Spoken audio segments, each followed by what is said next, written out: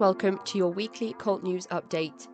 I'm your speaker Casey, host of the Cult Vault podcast, and I have the latest updates in the cultiverse to bring to you. If you find this content interesting and helpful, please consider hitting the like button and subscribing to the channel for updates on when all the new episodes and cult news segments drop.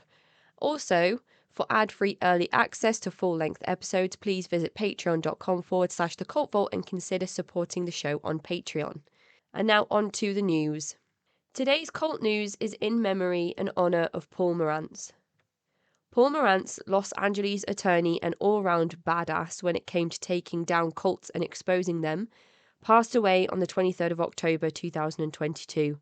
Years ago, after winning a $300,000 judgment against Synanon, leader and founder Charles E. Diedrich ordered a hit on Marantz, who later found a de-rattled rattlesnake in his letterbox. Upon opening the letterbox, he was attacked by a 4.5-foot rattlesnake that bit him in the arm. Luckily, a neighbour was on hand to tie a tourniquet around his arm and stop the venom from spreading to the rest of his body. Originally wanting to be a sports reporter, Marantz once said, "Sometimes I wish I knew nothing about cults," and went on to dedicate his life to exposing groups such as Scientology and writing prolifically about his sparring match with Synanon and sharing his knowledge with the world. Thank you, Paul Marantz, for your tireless activism, appearing in articles, interviews, and having media appearances up until your death at the age of 77. Your legacy is well established, and your work will be used for years and years to come. I'm still receiving daily updates from Tony Ortega, who is covering the Danny Masterson trial currently taking place in Los Angeles. Danny Masterson of Scientology religion and That 70s Show fame is on trial for the sexual assault of 3 women. Tony Ortega of the Underground Bunker has been present in the media pit throughout the trial, bringing live updates as they unfold. You can go to tonyortega.org and sign up to the mailing list to get multiple daily updates for everything happening in the trial. Or follow Tony at TonyOrtega94 on Twitter for snippets of the case. We ended last week with a break from the trial, which was taking the day off. Day 11 of the trial picked up with Jane Doe 3 continuing her cross-examination and explaining that Danny Masterson was an unloving man. Defense attorney for Masterson, Philip Cohen, was told off again by Judge Olmedo for his argumentative cross-examination style, and Judge Olmedo also had to admonish somebody in the audience who was sighing and rolling their eyes throughout Jane Doe 3's difficult testimony, which even saw her endure a panic attack. The man turned out to be an attorney who you would think would know how to act appropriately in a courtroom. Day 11 ended with the first LAPD officer taking the stand and recalling details of the 2004 case, recalling details of 2004 that matched closely with Jane Doe 1's earlier testimony. Day 12 saw Mars Volta rocker Cedric Bixler Zavala take the stand to testify to his wife's claims that she was assaulted by Masterson a decade earlier. The various harassment him and his family have been subjected to from Scientology, which earlier reports indicated included the death of his dog, who he believes was killed by Scientology. Day 13 of the trial commences today, and the whole process is quickly moving through the courtroom. We should have more updates on this for the cult news next week, but as I said before, please consider following Tony Ortega at TonyOrtega94 or signing up to TonyOrtega.org to get the most recent updates regarding the trial of Danny Masterson. Strangely enough, just down the hall, another trial of significance started on this same day in the same courthouse. The second trial for the already convicted and sentenced sex offender and abuser Harvey Weinstein. On July the 21st, 2021, Weinstein pleaded not guilty to additional sexual assault charges, appearing in court in a wheelchair, arriving from a New York prison where the 70-year-old is currently serving a 21-year sentence. The BBC offer an extensive timeline into the Weinstein case going all the way back to 2017, where the allegations against Weinstein first came forward, thick and fast following the #MeToo movement. 2017 was the same year that Masterson was publicly accused of similar crimes, and the 21st of October 2022 was the day that a jury was officially sworn in for the Harvey Weinstein trial taking place up the corridor from the Danny Masterson trial in the Los Angeles courthouse. I will bring more details on the Weinstein case later on. I've been reading a comic strip lately by Jesse Lambert on the art critic Clement Greenberg, a successful and influential man who was part of a psychotherapy group based on the cult known as the Sullivanians. Lambert would later end up in the same group, and his wonderful artwork depicts his experiences and Greenberg's influence perfectly. I'll put the link in the description along with all other sources for today's episode. Kieran Fleming, for glasgowlive.co.uk, has reported the photographer Susan Casey uses her skills to overcome her experiences of 30 years spent in a fundamentalist Christian group. During this time, she developed agoraphobia, but now uses her photography skills at the age of 63 to overcome her fears. According to Paul Walker and Aubrey Allegretti, MPs are coming forward to discuss for TheGuardian.com how the current government leading the UK feels like a cult. The report shows that MPs on the 7 days that brought down Liz Truss have spoken about how it is not only the Prime Minister who is still coming to terms with one of the most astonishing political weeks in UK history, even by the accelerated standards of the post-2016 era, or with the rise and fall of Truss mania. One weary-sounding Conservative MP said they felt that they had been in the grip of a cult over the last 6 weeks and had escaped just in time. Others, however, still feel trapped. They said, "This is literally what it's been like. It's just a sense of relief. I just thank God it's over," in response to Truss stepping down as Prime Minister. And we will see how Rishi Sunak does and how long he stays in the prime ministerial position and how long it takes for news reports to come forward claiming that he is now in charge of the cult and leading Conservatives further and further into the danger zone. Ed Cullinane and Stephen Smith for walesonline.co.uk report for Wales Online that a lockdown project by 4 bored actors created a no-budget film about a cult of people with ginger hair that has been picked up by Amazon.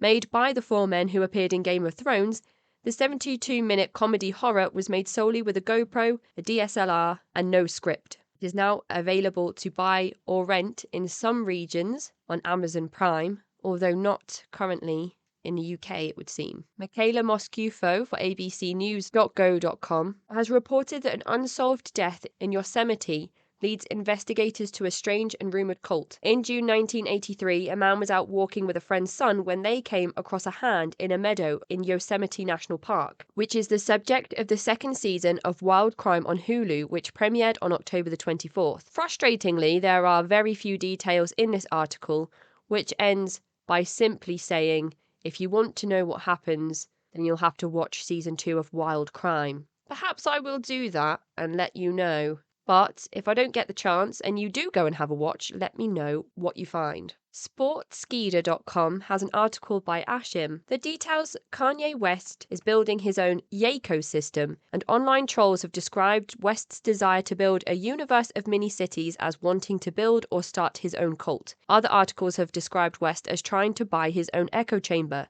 with buying social media platforms that he isn't banned from, and buying his own school where Christianity and prayer will be the main focus, since it has been taken out of a lot of mainstream education in parts of America. After his recent anti-Semitic interview that left him dropped from various labels and being kicked out of Skechers HQ of all places, I think Kanye West deserves his own episode, so I will aim to bring this to you sometime soon. According to the new Observer.com, article by Dawn Vaughan details that North Carolina Governor Roy Cooper has spoken out in a recent campaign calling former President Donald Trump's Republican followers a cult, and said the majority of the Republican Party supported an autocracy, which is interesting because in an article by thedailybeast.com, Dan Ladden Hall reports that Tucker Carlson called the Democratic Party a child sacrifice cult in an abortion rant. The Fox News star spoke out about liberals complaining about people wanting to control their bodies in the wake of the recent Supreme Court decision to overturn Roe v.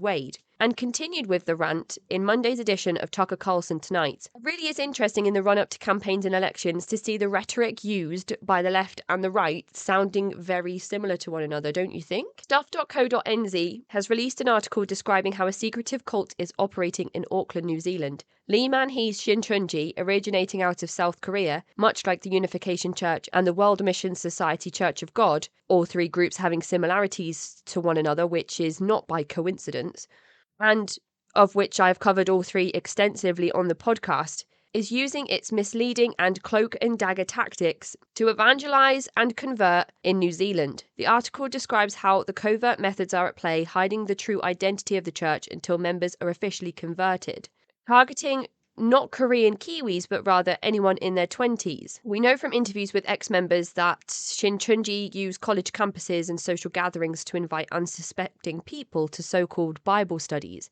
The article calls for any locals with any extra knowledge to reach out to Stuff and share their story. The Mormon Church is under fire as it came to light recently that the Mormon Church in Canada moved $1 billion out of the country tax-free and legally by putting it through the American school, the Brigham Young University, using this college as a front for laundering money without paying tax. One of my previous guests even got in touch to explain that the amount of money that he had tithed surely gave him access to a free place at BYU now, right? 60 Minutes Australia also released a report this week claiming that the LDS Church is under fire in that part of the world because there are more than 155,000 members on the membership rolls in Australia, but nearly 2/3 of them did not declare themselves as Latter-day Saints. On the most recent Australian census, which recorded just under 58,000 members according to a website that tracks Latter-day Saint membership statistics around the world, of that 58,000 who say they are members, a smaller number can be expected to be active in the church, which includes the idea of tithing 10% of income. It's what has happened to those Australian members tithing money that is the subject of scrutiny.